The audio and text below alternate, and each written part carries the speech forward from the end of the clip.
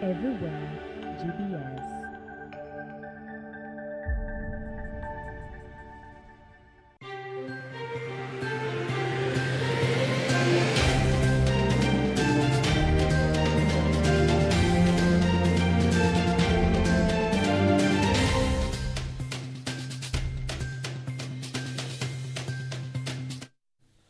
A very good morning, and thank you very much for joining us on GBS Morning Extra. It is the 27th day of the month of August 2019, and we're really indeed glad that you've joined us.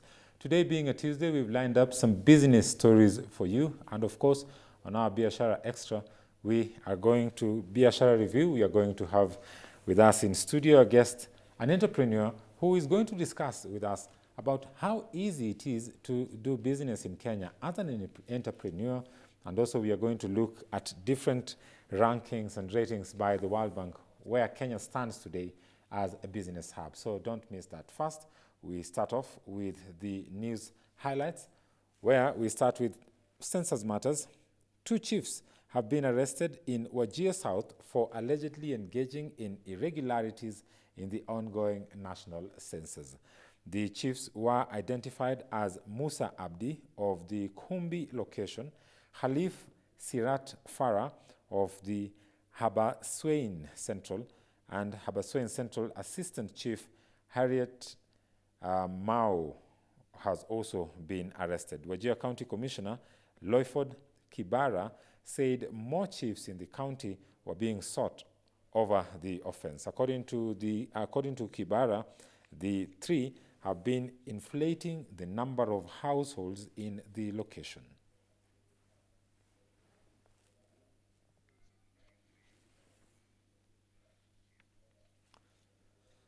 And now to a little bit of politics now, to referendum talks. The Gembe South Member of Parliament, John Paul, says that he will not support the proposed referendum argument, arguing that it is a burden to the citizens.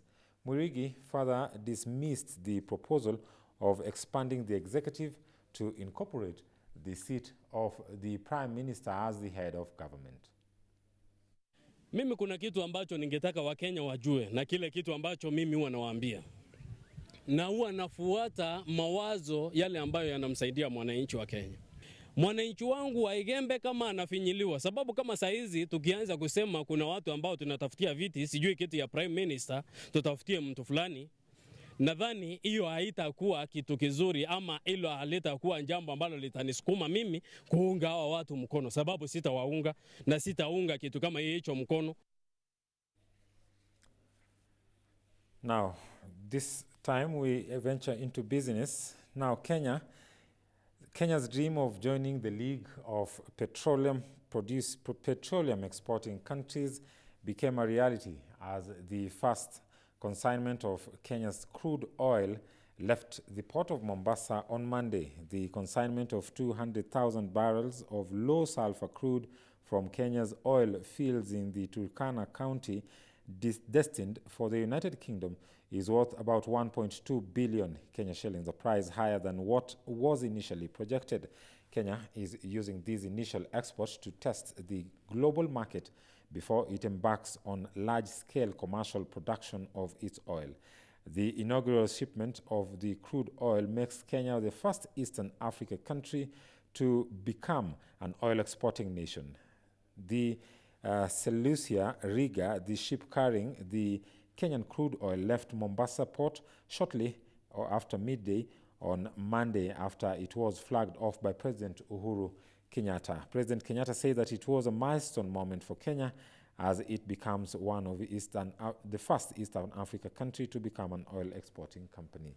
Talo Oil approximates the Kenya fields in Turkana to hold up to 560 million drums of oil and expects to produce up to 100,000 drums per day from 2022. This field was exposed in South Lokichar Basin in Turkana in Kenya's far north by the British firm Talo Oil and its combined undertaking partners. Katika hali ya uchumi, you have to find a way continuously to diversify the economy. We cannot stay stagnant. Hatuwezi kukalia pahali pamoja. Kile kitu mimi nataka, chukueni mafuta huko, sisi tutengeneze hapa a trading hub and petrochemical industry for value addition, because the port of Mombasa is here. Indeed, as we proceed to the full field development, we will ensure that local communities are major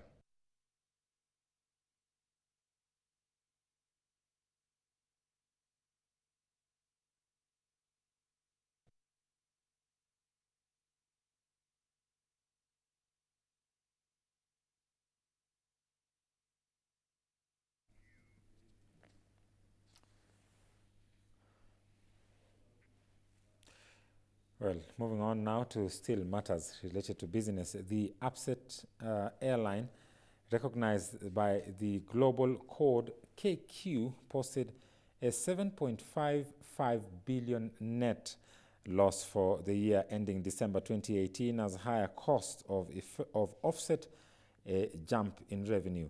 The corporation's rising income hit 114.818 billion, largely driven by traveler contracts.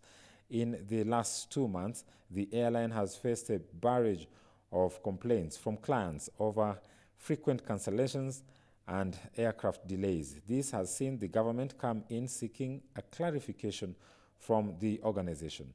The KQ chief executive, Sebastian Mikos, told staff on Thursday in an internal news sheet that since the start of the summer agenda, performance has declined knowingly due to crew constraints.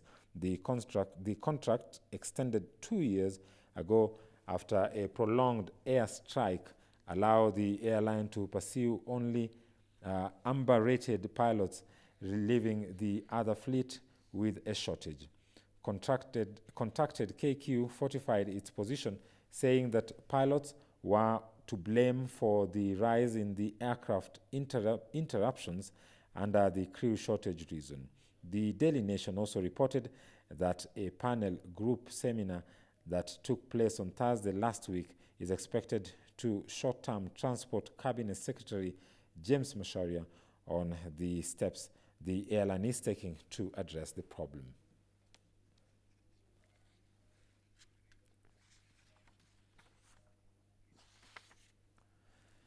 And moving on to other matters now, traders from Munyaka Market in Kinangop, Nyandarua County, suffered losses worth 1.5 million Kenya shillings after his bar and residential houses were burnt on Monday morning. The fire is suspected to have been started by a jilted lover. Residents say a female bar attendant at the pub had locked her boyfriend out of the house after a disagreement. Kinangop Sub-County Police Commander Charles Rotich said that investigations are still underway.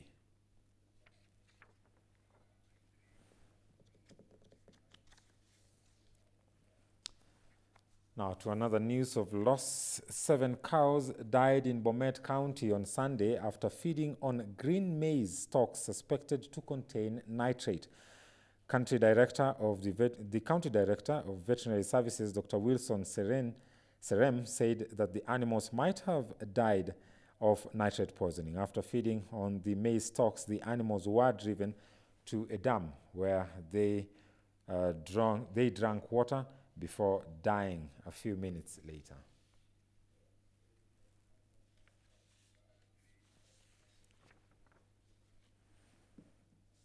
And to other news now, I will call this a new phenomenon that is also costing jitters in the journalism and media industry.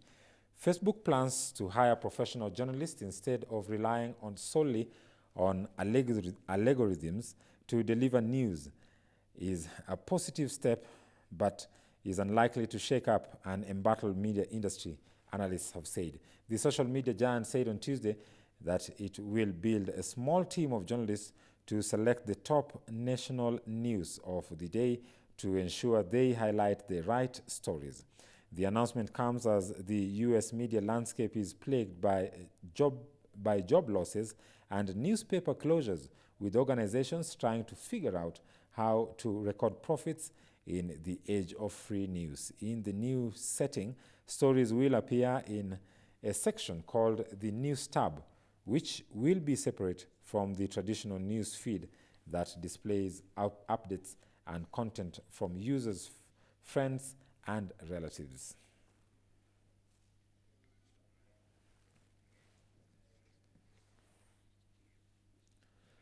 Quite interesting there, but one would want also to argue that it seems to be a positive move, given that it is on social media and mostly Facebook that fake news is normally propagated.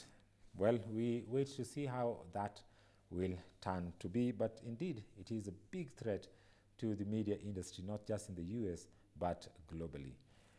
Moving on now, South Africa has impounded a plane belonging to the Tanzanian national carrier over a farmer's $33 million US compensation claim for his land, which the Tanzanian government nationalized decades ago. A lawyer said this on Monday. The Air Tanzania airplane was detained on Friday at the Johannesburg or Tambo International Airport after it landed during a planned flight from Tanzania, economic capital Dar es Salaam.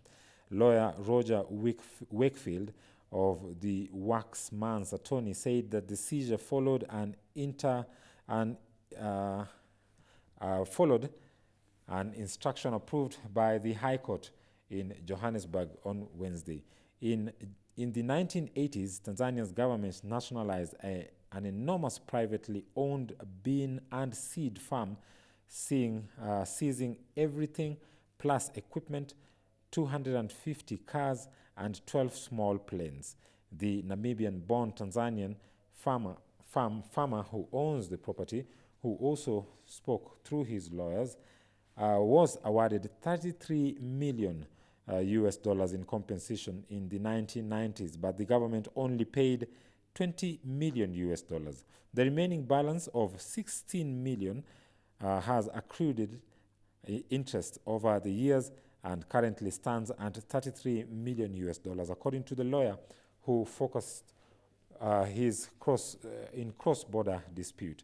The farmer approached lawyers in South Africa, which is a party to an international convention on the recognition of enforcement of foreign arbitration awards, in a bid to secure the remaining money. Tanzanian Transport Ministry said that in a statement that the Tanzanian government was working to ensure the release of the plane so it can resume its flights as usual. The seized Airbus jet is valued at around $90 million US. That's according to Wakefield.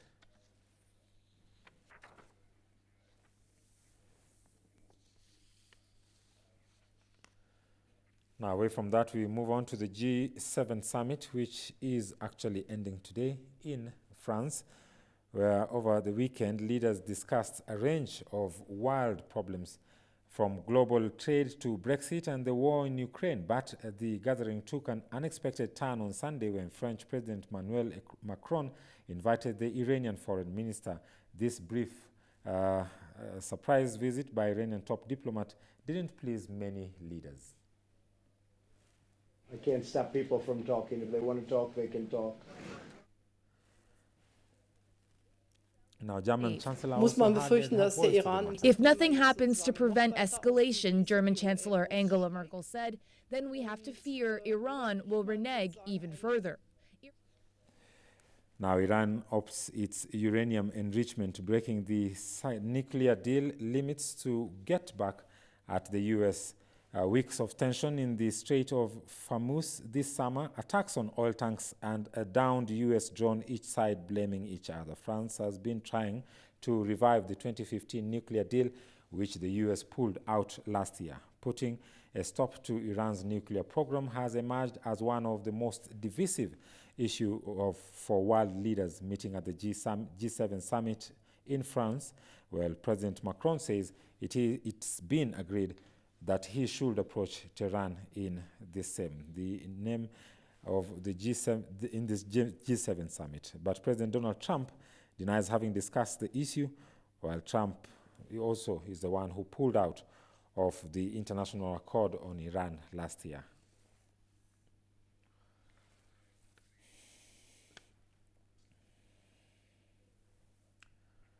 Well, we do take a short break now. When we come back, we had promised that today in studio with us, we have an entrepreneur who will be talking to us about how easy it is to do business in Kenya. And also we will be taking a look at the World Bank ranking of Kenya on various aspects and how it scores globally. Let's take a break. We'll be right back.